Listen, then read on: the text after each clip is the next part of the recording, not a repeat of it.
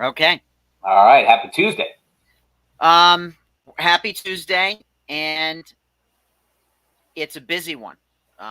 Clients are texting me.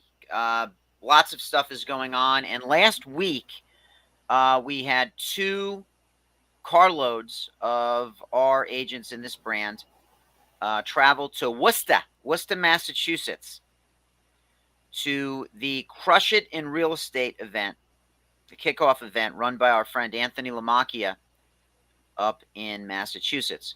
And there were some very, very informative, insightful takeaways that I want to share with our friends out there.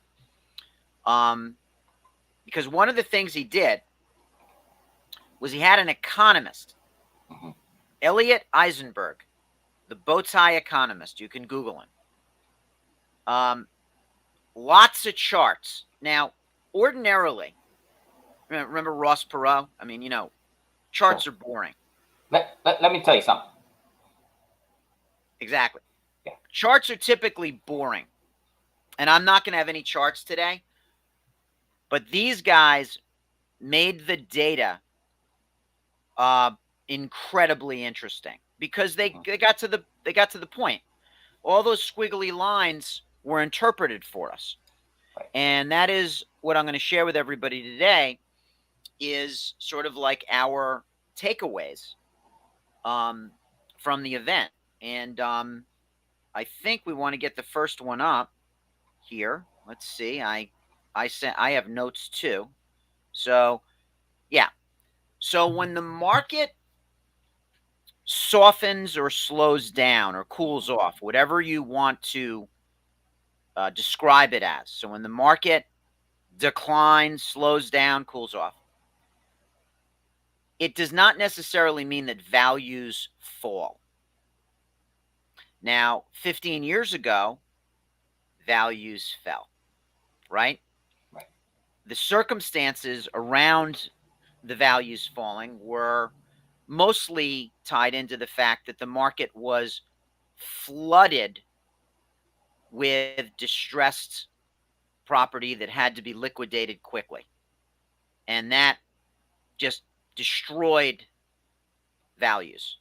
And of course, inventory piled up. There was an enormous supply. There was no consumer confidence.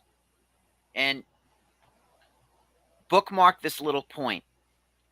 Somebody at the Fed and somebody, the economic planners decided that the path ahead was to lower interest rates as an inducement to stimulate purchases. All right? Right. And rates continued to lower. So when the market first had its first jolt, when the first subprime bank started to fail in 2007, rates were at about 6%, pretty much where they are now. Right. And they had been around 6% for about 5 years, maybe even longer, maybe even 7 or 8 years. I remember in the late 90s when rates fell below 8, people were shocked that they'd fallen that much. And so hold on to that. I'll come back to that later. So values plummeted at that time because supply outpaced demand by an incredibly, astonishing factor.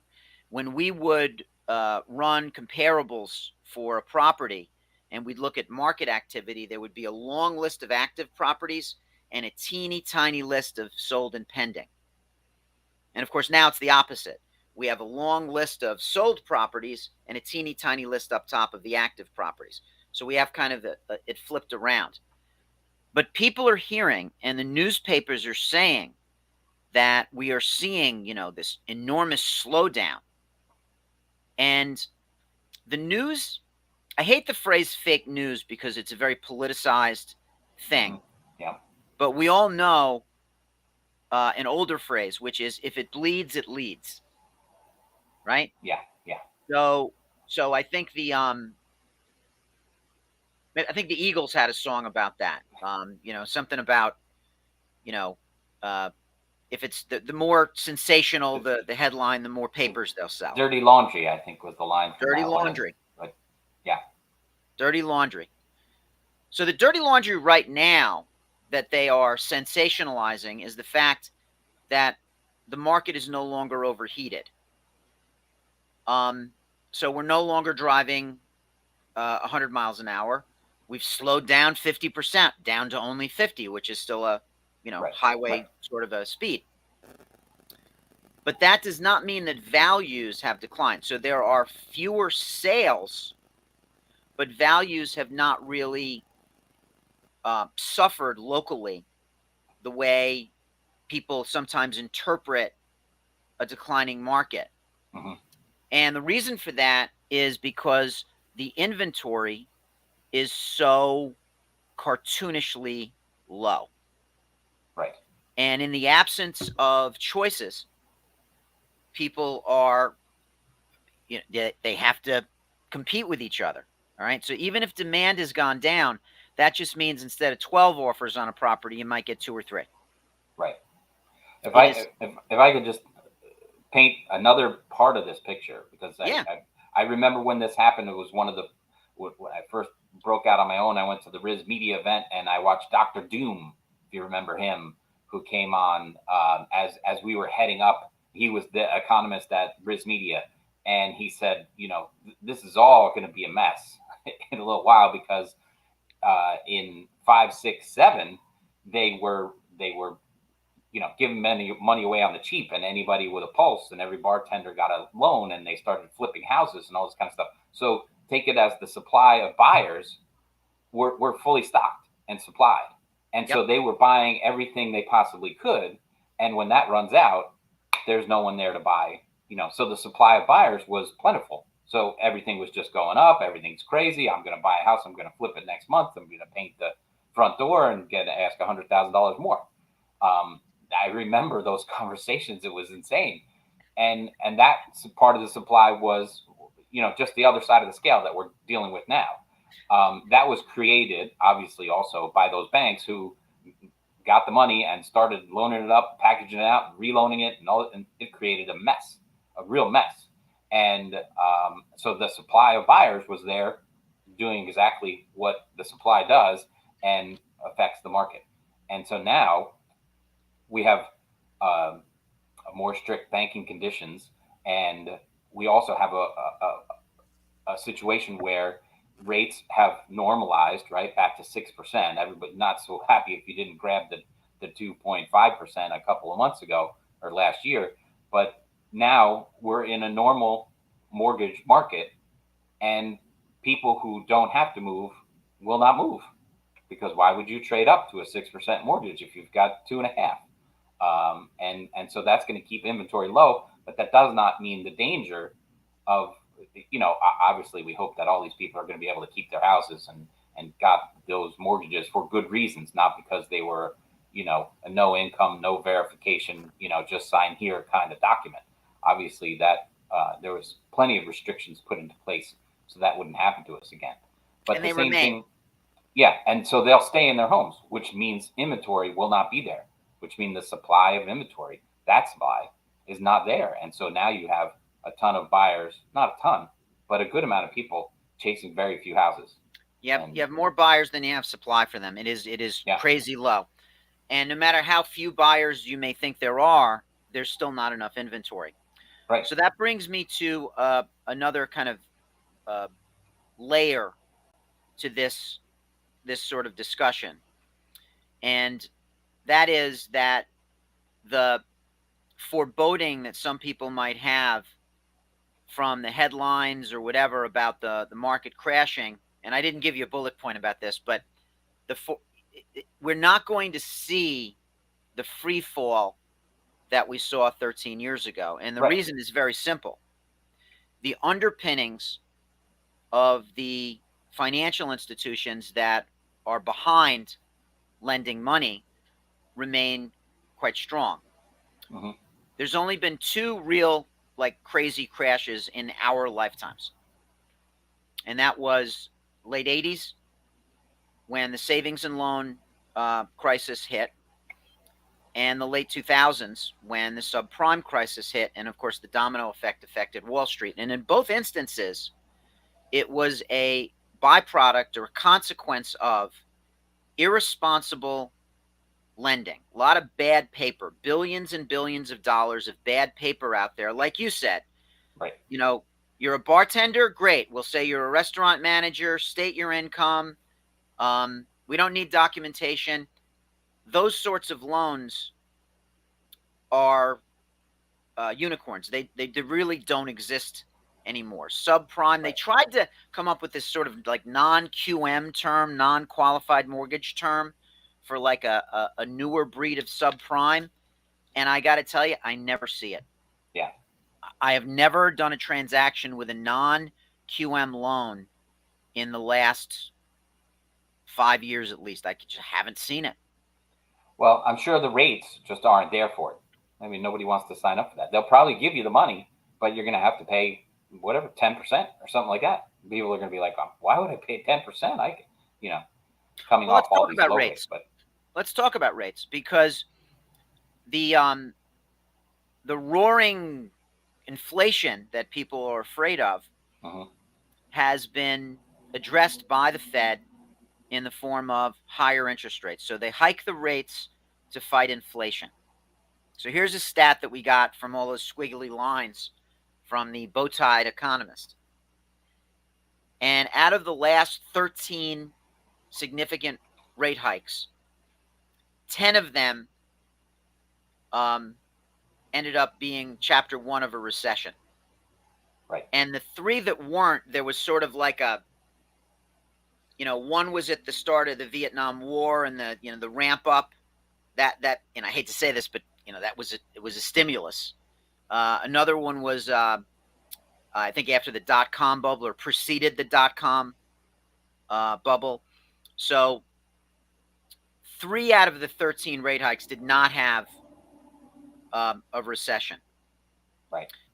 And they also described a recession, on a scale of 1 to 10, a recession being under 5.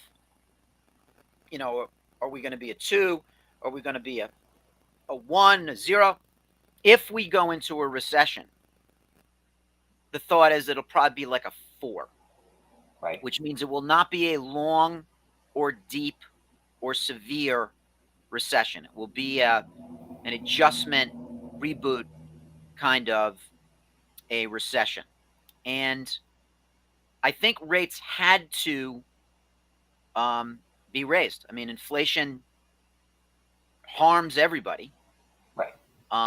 It's we don't want to see the devaluing of the currency. We don't want to have to pay more for a loaf of bread or a gallon of gas or anything like that. So it's tough. You got to really thread the needle with all the different economic sectors there, right? Mm-hmm. So it's very likely that chances are good that we'll go into a recession, but it'll probably be a fairly mild recession. And again, given the, low inventory, Right.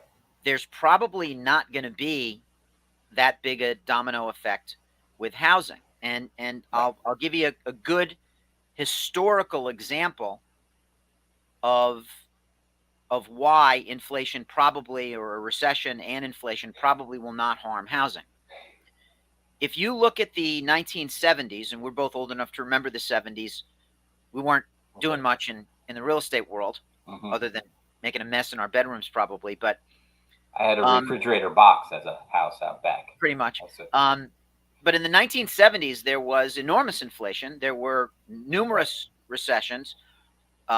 embargoes. There was a lot of economic chaos. I actually remember as like a kid, Hmm. 7, 8, 9 years old in the mid 70s, like, there was real there was like real chatter about what is going on here. Yeah. Um, but values climbed every year, pretty much everywhere. Right. So if your house was worth $20,000 on January 1st, 1970, and you went through the oil embargoes and the Watergates and the Vietnam and the hostage crisis and the recessions and the inflation and all of that turmoil of the 70s, I promise you, on December 31st, 1979, your house was not worth $20,000. Right. It was worth a lot more than that. It Mm. may have been worth $60,000 because there weren't Right. any $20,000 houses Yeah. Yeah. in our market um, when we were looking at 1980. So recession does not necessarily mean housing downturn. Okay, that is not a bullet point, but that is what we one of the conclusions we draw from this. Well, they didn't go as far as to say that a recession is good for real estate because if things are falling, if corporations are having a tough time, if people are struggling, where do you put your money? Where do you invest? You invest in your own backyard. You invest in real estate. You make sure that you can take care of yourself. Well, let's Um, talk about that. Let's talk about that because I've said this before. You'll agree with this. Real estate is a incredibly resilient mhm. sector of the economy. You don't really need to talk anybody into living indoors, right? Right. You Right. don't really need to talk anybody into. You can't talk someone out of dying, so that has to be sold when the nest is empty. You can't talk people out of having their kids grow up and move away. So there's estates, there's empty nesters. You can't talk people out of getting married and having Right. babies. Just, so we continue to do that. But I said all that to say this: real estate has sustained incredible social and economic turmoil, war, pandemics, um, incredible social unrest. And the only thing that's really ever given housing a body blow has been the inability to borrow money because the lending institutions Right. were on life support, and we do Hmm. not have those circumstances right now. I wouldn't go so far as to say that a recession is good or bad for real estate. I wouldn't say war is good or bad for real estate. I wouldn't say a pandemic is good or bad for real estate. What I would say is that people are going to continue to buy and live in shelter no matter the circumstances. And if anything, one could make a case that the stability of home ownership matters to people more when they start seeing the craziness that's in the world. Right. So, um, interesting, interesting question about is recession good, bad? In general, I don't like recessions. Well, I'm gonna call on just a little bit of my Iona University finance background. That Yeah, you when know did this that happen? When did that it become a university? that was last year, just Last last year. year.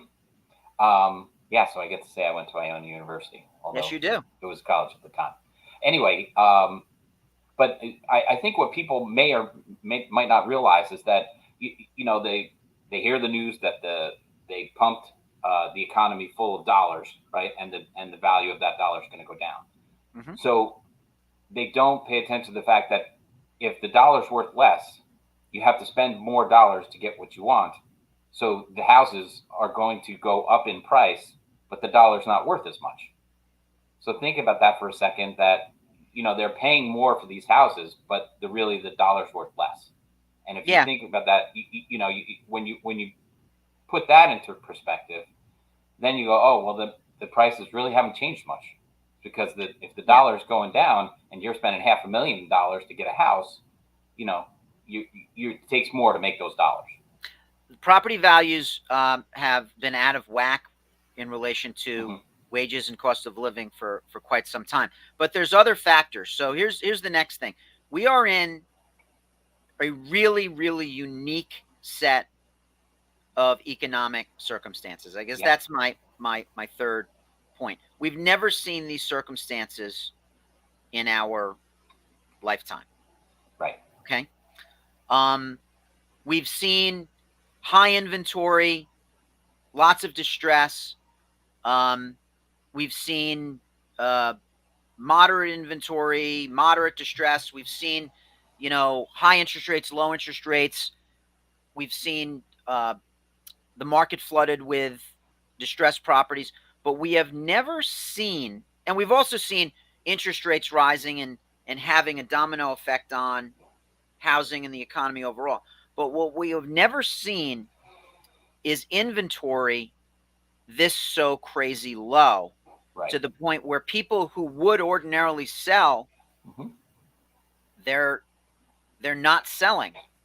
And not because they don't want to sell, not because they don't want to downsize, not because of anything else, other than they just don't know where they're going to go. Right. Right. They have no idea where they're going to go, and it becomes a vicious circle. And we thought 2 years ago maybe the inventory, even before COVID, we were saying inventory is a little tight. Right. But since then, inventory has gone down by crazy numbers, like 50%. Yeah. So this low supply is also affected by the fact that we're not building anything. Mm-hmm. We are like 60% behind a regular decade's pace for building. So the Right. 2010 to 2020, 2011 to 20, whenever you want to start the decade, housing starts were way down. We especially in this area, we are not building much at all. If you just meander up to Dutchess County in 2002 and 4 and 6, there were enormous subdivisions being put up. Four Corners, the Legends, Right. Lots of big subdivisions were going in. Even in northern Westchester County, there were subdivisions being built. We are not seeing any building going on Right. at nearly the pace that is needed to supply the population, to supply the demand.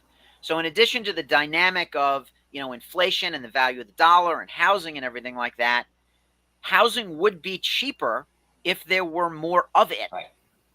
We could use some more of that shadow inventory we used to have. Something.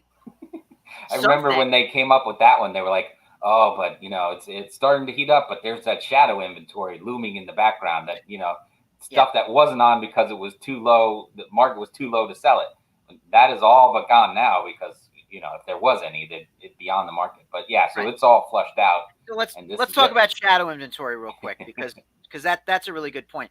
So remember when we were like 8 or 10 years old and we had this sort of fear that either killer bees were going to get us, right? Yeah.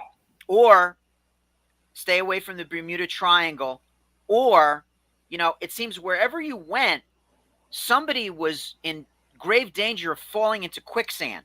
We just don't see that anymore, right? But back then in the 70s, there was always either the Bermuda Triangle, killer bees, or oh my God, somebody fell in quicksand. Get him out. It really was Jaws, really. If you went anywhere near the water, Sharks, even if you were in a pool, there was a shark that was going to come up through the Great Exactly.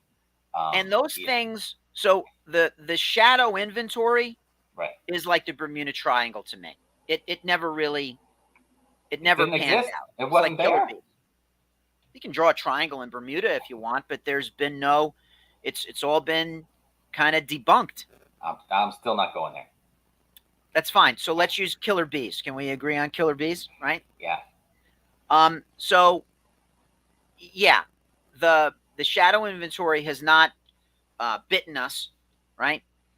And we've got really, really unique. I think you hit your mute button. Your mute button. Okay, sorry, I accidentally hit. Where'd you lose me?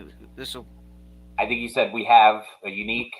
We have very unique circumstances. So this will segue into the other point, which is The decades of manipulating rates has contributed greatly to our current conditions. So Right.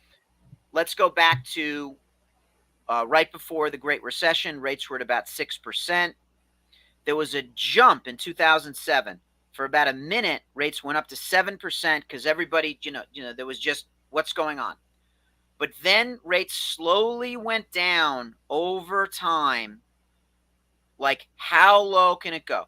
Right. 5, then 4s, then 3s. There are people alive and breathing right today who got mortgages below 3%.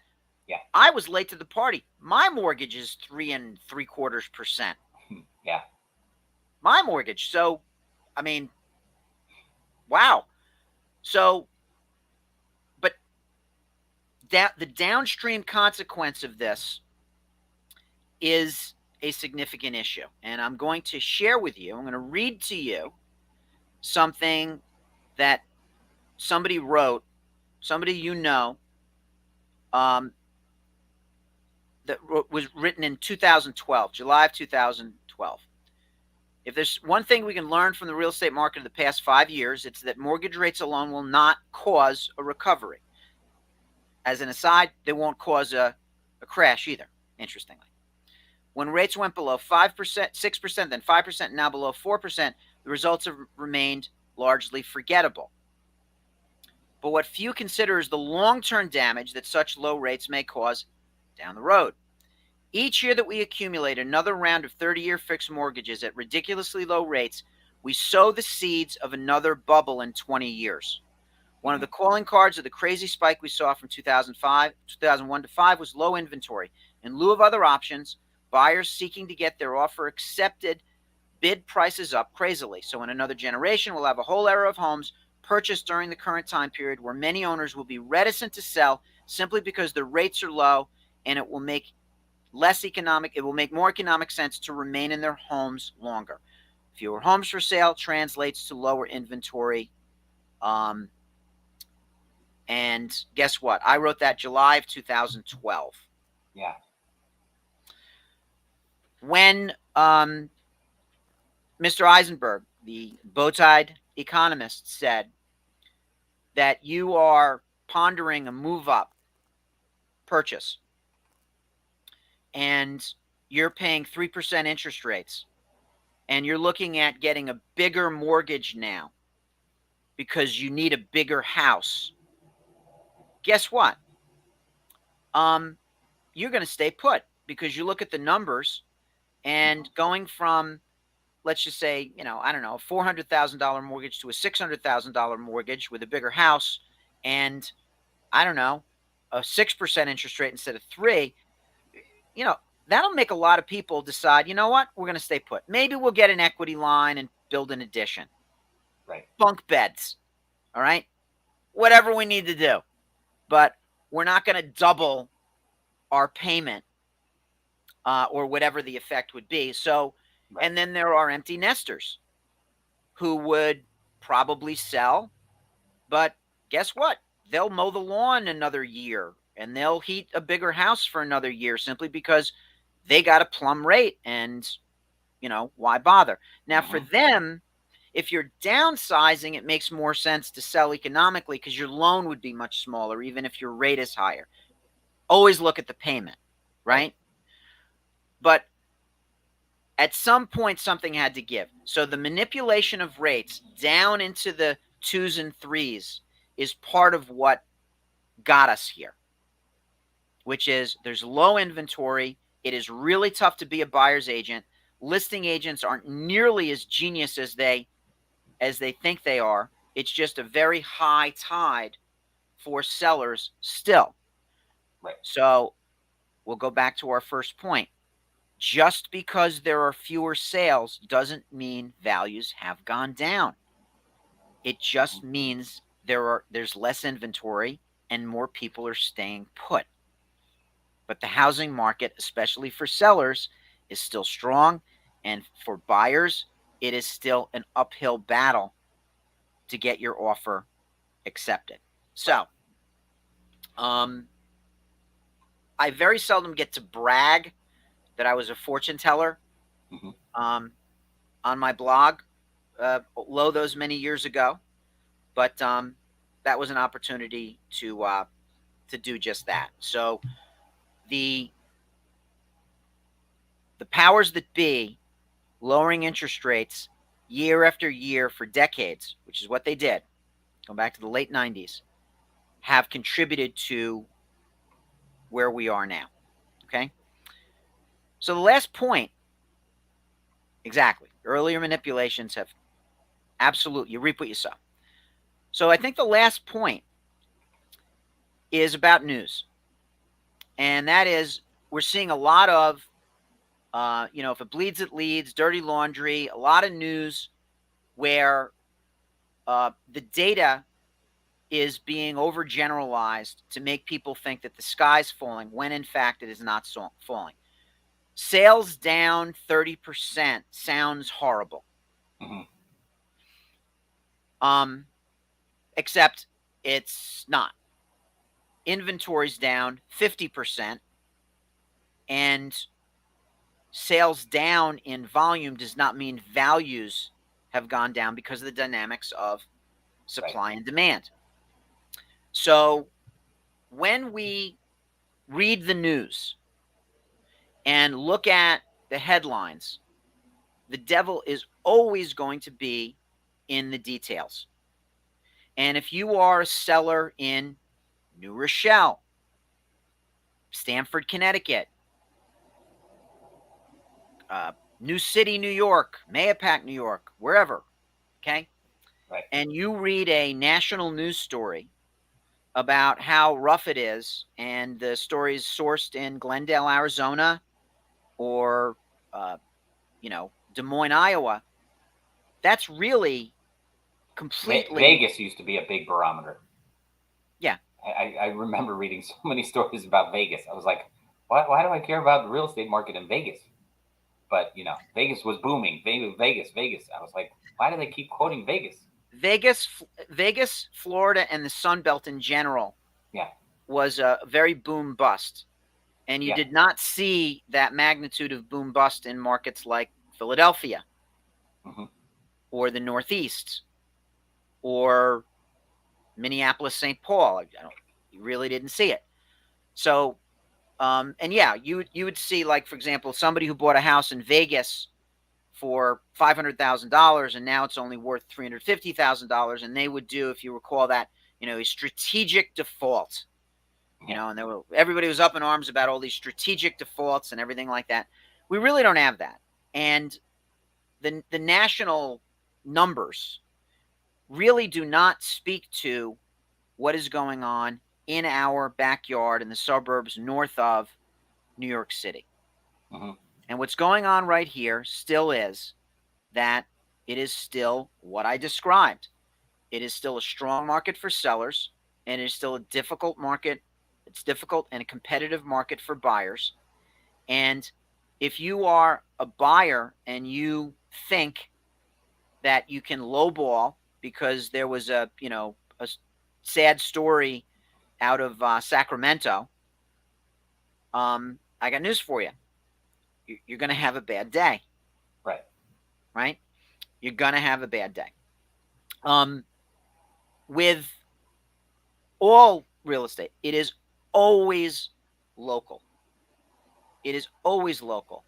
And even the communities that used to be hit harder than others.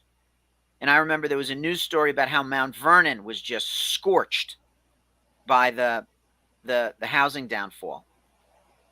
Even in what you'd consider areas where property values, by comparison, are relatively lower, they are still very, very resilient. They are still very high.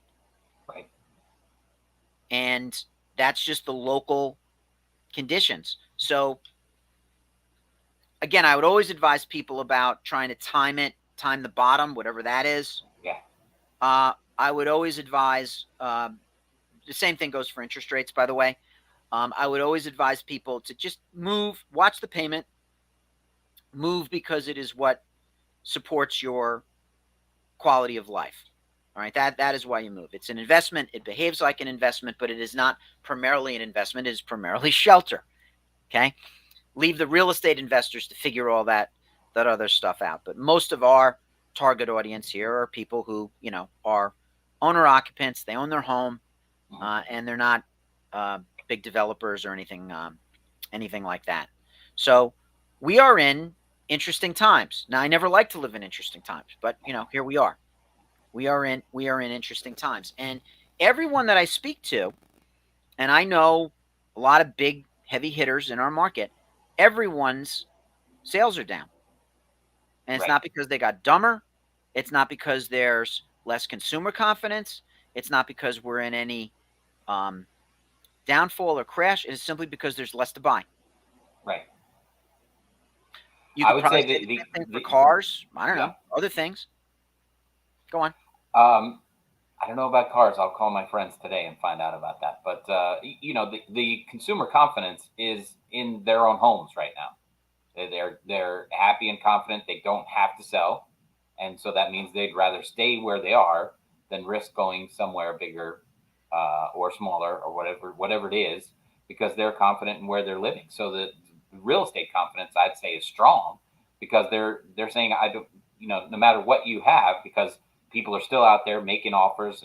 And of course, it was crazy that there was 8, 10 offers last year, but there's still a lot of people chasing very few houses, Oh, which means it's very strong for the people who own, saying, I don't care that I can get $1 million for my house, or $500,000 for my house. I don't want to move. I don't want to take that risk. I don't want to take that opportunity. Doesn't equal what my lifestyle is. So that's why the inventory is low. It's not yep. because people don't feel confident about the market. Now, That's consumer confidence is truly it's not an issue. They made another good point at the event, and let me see if I can articulate it in as clear a way as I can. Um, but I think annually, they showed up another chart about the number of sales. I mean, the highest volume of sales I think was like 2005. I think something like 6 or 8 million, mhm, and in an average year, there's 5 or 6 million sales, right. and we are projected to have probably something like 4.5 million Mhm, sales right. in 2023, or the last 12-month look back, whatever it is. All right, that's still a lot of sales. That's a lot of sales, and that's not even far off from what we did in a COVID lockdown. I was shocked that those numbers were there was as much moving as possible, because everybody's like, we can't go anywhere, we can't see. It was difficult to show things and all this. Everybody waiting outside. And they did. Deals got done. Deals got done, and sales were not as low as anybody. They didn't report that the sales were not happening. They said how difficult it was. It was crazy times, but sales got done, and real estate sales were not as bad as people would think they were. And so we're moving out of that, and people still moving. It's just going to be softer numbers in volume than historically than the highs, but that doesn't matter. It's showing the confidence of where people are living. It's still a big number, so there will be Yeah. adjustments. Right now, NAR membership is about 1.5 million agents. That may change because we're in the renewal period right now. That grew quite a bit over the last 5 or 10 years. Mm-hmm. But around 2009 or 10, NAR membership, National Association of Realtors membership, fell below 1 million. Now, we were still the largest trade organization in the country, but 500,000, 50% growth, that's a lot of agents. Right. That's a lot of people getting licensed and joining the association and so forth. I think a lot of them are going to get out. So that distribution of the 4.5 million sales is going to go to the lifers. It's going to go to Mm-hmm. the people who are already in this, people who've seen it all, people who have done it. Okay. And things will eventually start to loosen up. But I do not see anything in that loosening up that is to be afraid of. All right. I think Right. inventory will start to grow, building starts will start to come back. Um, you know, people are still going to move up, move down, sell houses, raise kids, get empty nests, have babies, upgrade, all of that stuff. It'll loosen up, and I think our inventory problem will eventually evolve into no longer much of an inventory problem. I simply do not see any underpinnings of a big crash to be fearful of. We're still going to pay attention. We're still watching this very carefully. I sat Right. through hours of squiggly lines on bar graphs the other day because I want to make sure I'm on top of this. But the takeaway from all of this was still that we're going to be busy. Right. Just show up for work, and you're going to be and you're going to be busy. So that's really where we are. It is misleading and ill-advised to look at a national news story and make some sort of presumption that the market is unhealthy or not to be trusted. If anything, it is healthy. It's robust. There's a lot of demand. Uh, we need more supply. These are Right. all these are all signs of strength. They all bode well for the real estate market. That's for sure. So it's going to take something extreme, near catastrophic to jolt this market in a different direction. But I just don't see it it's happening. right. I mean, nobody does. I mean, that's the thing. I mean, even COVID, which was nobody's plan, unless you talk to certain people. But that didn't kill the real estate market. People I had don't to think there's take any big precautions. bubble or crash out Right. there Right. waiting in the wings. Like you could see the subprime. Yes. No one was like, I can't believe all these stated Hmm. adjustable mortgages suddenly became bad paper. Or I can't Right. believe in the 80s the savings and loans were making bad loans. I can't believe it. People saw it. I don't think uh, there's going to be a student loan crash that's going to have a housing domino effect. I Right. don't think there's going to be a crypto um, crash. I mean, kind of No. in the middle of it right now, if you ask me. But I simply do not see financial institutions going into the kind of distress that has caused a crash. So Yeah. overall, the takeaway is that we're going to be busy. The sky's not falling. It's still a good time to sell. It is a great time to sell. I mean, it is a nuts time to sell. I took a listing. Um, it's a week old. We already have an inspection scheduled. Hmm. Not even a week old. You've got what, a conga line of people going through your new listing, right? Yes. Yes. Everybody calling. Where is there an offer? Because they want to be in on the offers. They're it's weird. They're almost trained now to say, okay, when's the highest and best? I don't want to make an offer until I have to go highest and best with 9 other people. Which we looked at the market, right? This is what our job is to look at the market, look at the price, and put it in a spot where, well, there's no inventory, right? So you say, well, what choices do other people have? And so we put it, we're right where there's a ton of people looking, and they go, yeah, I could see why you priced it right here. This is where it should be, but they all want to know when highest and best is. Yeah, It's funny. they've been trained. So I think that's Yeah. where we are, Tim. I think we've covered it. It's interesting times, but they're not rough times. Not nearly as rough as Nope. times that we've seen before. So I think there's good reason to get up with a spring in your step in the morning. If you're a buyer, if you're a seller, if you're an agent, there's plenty of work to be done. Absolutely. Go And find I think listings. that's where I'll leave it. Yeah. Go find listings. That's your number one job, right? As it's always been. Yeah. But Go find listings. Go find more agents to sell those listings. very good. All right, we'll do it again next week. Thank you, Phil. Thank you, Tim. Next week we'll have a guest.